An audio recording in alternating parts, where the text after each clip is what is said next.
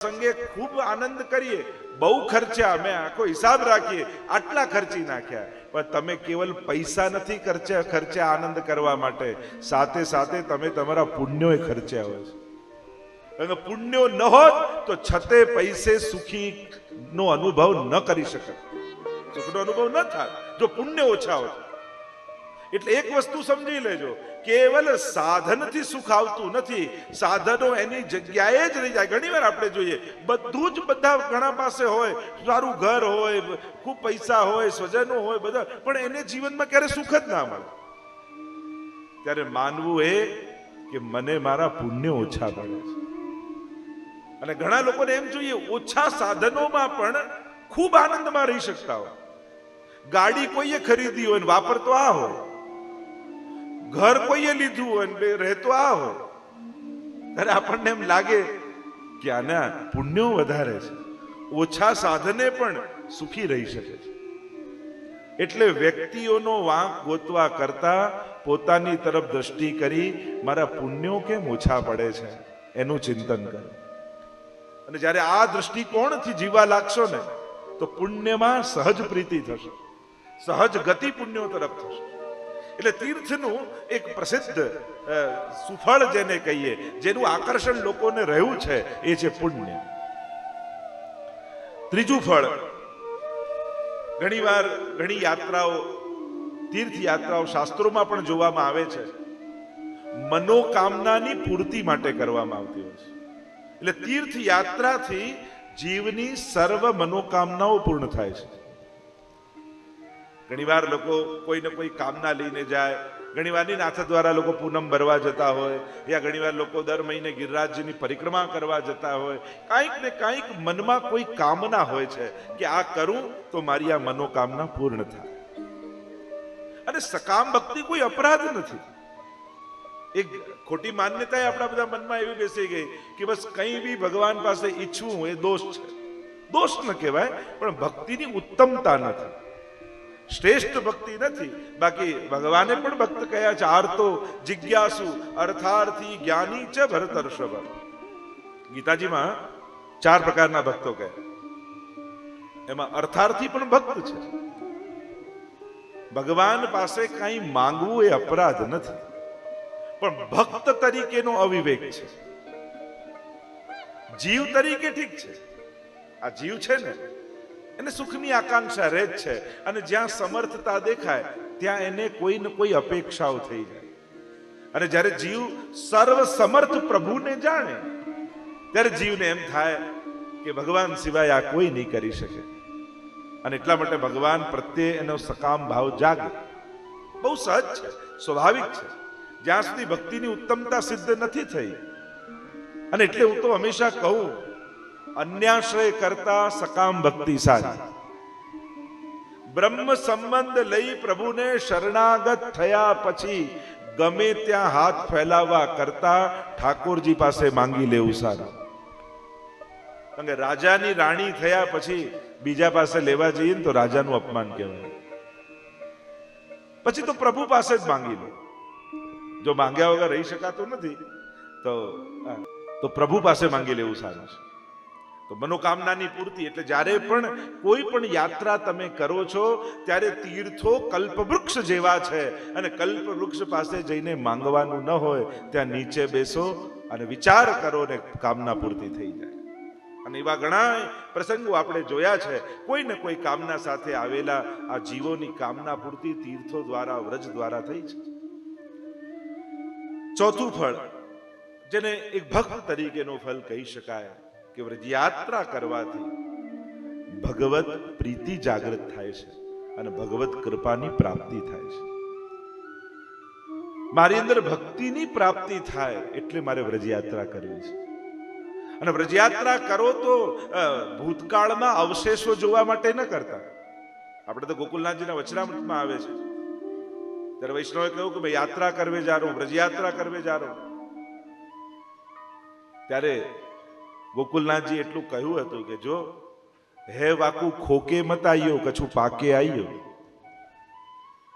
ઘણી વાર ભગવત ધામોમાં જઈ જે ભાવ લઈને ગયા હોય ને એ ગુમાવીને ઘણા આવે. લો અહીંયા તો આમ થયું, તો અહીંયા તો આમ હતું, અહીંયા તો આમ હતું. ઉલટાનો જે ભાવ હૃદયમાં હોય એ મૂકીને આવે. કછું પાકે આવીએ તો વ્રજમાં જાઓ તો પ્રભુની ભક્તિ પામીને આવજો. વ્રજ ભક્તોનો ભાવ હૃદયમાં ધારણ કરીને આવજો. એમ લગભગ આવા 5 ફળોની ચર્ચા થઈ શકે. યાત્રાના ઉલ્લેખ વિશેષ રૂપે 2 જણા માટે આપણે ત્યાં કરી શકાય. એક તો વિદુરજી માટેની યાત્રાનો ઉલ્લેખ ભાગવતજીમાં મળે છે, અને બીજો નારદજીનો મહાત્મ્યની કથામાં પદ્મપુરાણાંતર અહમ તુ પૃથ્વીમ યાતો જ્ઞાત્વા સર્વોત્તમામિતિ પુષ્કરમ ચ પ્રયાગમ ચ કાશીમ ગોદાવરીમ તથા.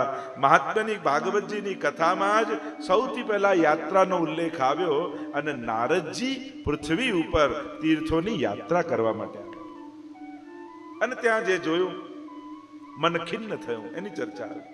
અને બીજું, જ્યારે કૌરવ અને પાંડવોના યુદ્ધનો નિર્ધાર થયો અને ત્યારે વિદુરજી ભક્ત છે, એમને એમ થયું કે મારે ભાઈઓને લડતા જોવા નથી, એટલે વિદુરજીએ 36 વર્ષ સુધી યાત્રા કરી.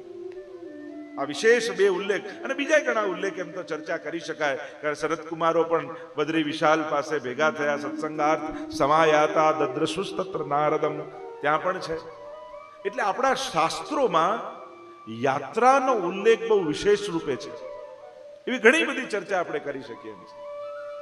તો અહીંયા પણ ગઈકાલે જો ચર્ચા કરી હતી, પ્રભુના પ્રપૌત્ર વજ્રનામ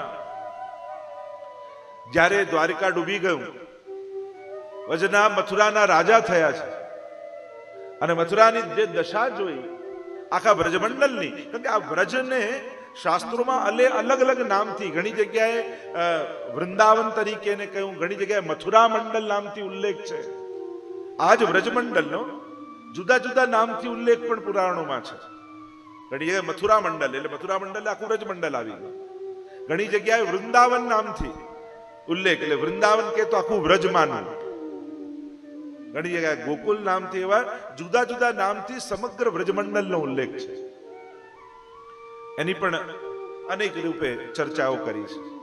તો વજ્રનાભજીએ જ્યારે આ દુર્દશા જોઈ, પોતે રાજા પણ આખે એનું રાજ્ય આવું સુકાયેલું નિર્જન, મનમાં ખૂબ દુઃખ થયો કે અરે ઠાકોરજીએ જે સ્થાનોમાં લીલા કરી એની આ દુર્દશા છે.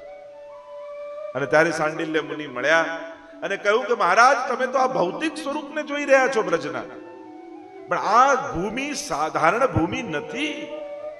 આના કણ કણને કૃષ્ણનો સ્પર્શ મળેલો છે. આવો મારી સાથે. અને જે જે સ્થાનોમાં પ્રભુએ જે જે લીલાઓ કરી, ત્યાં ત્યાં સાંડિલ્ય મુનિ એમને લઈ ગયા. અને એ જ સમયે ગુલ્મલતા ઔષધિ રૂપે ઉદ્ધવજી વ્રજમાં નિવાસ કરતા હતા. આશા મહો ચરણ રેણુ જુષામ હમશ્યામ, ગુલ્મલતા ઔષધિની જે યાચના કરી હતી ઉદ્ધવજીએ, અને ઉદ્ધવજી એમાંથી પોતાના મૂળ રૂપે પ્રગટ થયા. અને દરેક સ્થાનોમાં જ્યાં જ્યાં જે જે લીલા ઠાકોરજીએ કરી, જ્યાં કુંડ હતા, જ્યાં સરોવર હતા, જ્યાં ચરણના ચિહ્નો હતા, જ્યાંથી પ્રભુએ વેણુનાદ કર્યા, જ્યાં કદંબના વૃક્ષો હતા, જ્યાં વન, જ્યાં ઉપવન, આ જે જે સ્થળો હતા ત્યાં ત્યાં વજ્રનાભજીને પધરાવીને ગયા. એટલે કે સૌથી પહેલી વ્રજયાત્રા પ્રભુના પ્રપૌત્ર વજ્રનાભે કરી, અને સમગ્ર વ્રજમંડળમાં ગયા. અને વજ્રનાભજીએ સંકલ્પ કર્યો કે આ જે આધિ દૈવિક લીલાના અને વ્રજના મને દર્શન થયા, એવું જ વ્રજ હું પાછું ઊભું કરીશ. એટલે જ્યાં સરોવરો હતા, જ્યાં કુંડ હતા, જ્યાં વન ઉપવન હતા, વજ્રનાભજીએ પુનઃ એ જીવિત કર્યા. ત્યાં કુંડો બનાવ્યા, સરોવરો બનાવ્યા, વન ઉપવનો ઉભા કર્યા, અને જેવું વ્રજ હતું એવું પુનઃ સ્થાપિત કરવાનો પ્રયાસ કર્યો. એટલે ત્યારથી આખી પરંપરા વ્રજયાત્રાની જે વજ્રનાભજીએ પહેલા કરી, અને પછી શ્રી મહાપ્રભુજીએ બ્રજયાત્રા કરી, વનયાત્રા કરી. એક વસ્તુ યાદ રાખો, વ્રજયાત્રા કરવા જાઓ તો કેવલ માણસોએ બાંધેલા મોટા મોટા મંદિરોમાં જ અટવાઈ ન જતા. સાચું વ્રજ વનમાં છે, ઉપવનોમાં છે, કુંજો નિકુંજોમાં છે. ઘણી વાર આપણે મોટા તીર્થોમાં જઈએ ને તો મોટા મોટા મંદિરોમાં જ અટવાઈ જઈએ. એની ભવ્યતા જોઈને, પણ સાચું એ તત્વ ક્યાં છે? સાચું વ્રજ વનોમાં છે. નિધિવન ને કામવન ને કુમુદવન ને કેટલા આખા આપણે પરિક્રમામાં જઈશું એટલે આ બધા વન આવશે. એ કુંજ નિકુંજોમાં ઠાકોરજી આજે પણ વિહાર કરે છે. એટલે વ્રજયાત્રા કરો તો આ બધા સ્થળોમાં જવું. ખાલી પ્રસિદ્ધ થયેલા મંદિરો પૂરતું જ યાત્રાને સીમિત નહીં રાખવું.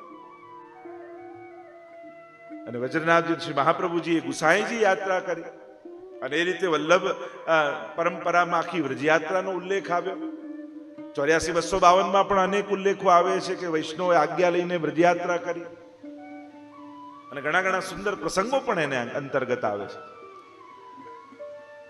ત્યાંથી આ 100 વર્ષની લગભગ 100-125 વર્ષથી પછી તો વલ્લભકુલના કુળમાં એક બહુ સુચારુ રૂપની વ્યવસ્થા થઈ કે પ્રતિવર્ષ કોઈ ને કોઈ વલ્લભકુલના આચાર્ય લીલી પરિક્રમા ઉપાડે અને વૈષ્ણવનો સમુદાય જોડાય અને જે જે શાસ્ત્રોમાં બતાવેલા નીતિ નિયમો છે એને પાળતા પાળતા વ્રજયાત્રા કરવામાં લગભગ આ 100-125 વર્ષથી તો બહુ જ નિયમિત રૂપથી સુચારુ રૂપથી એ આખી પરંપરા અનુસાર પરિક્રમા થાય છે.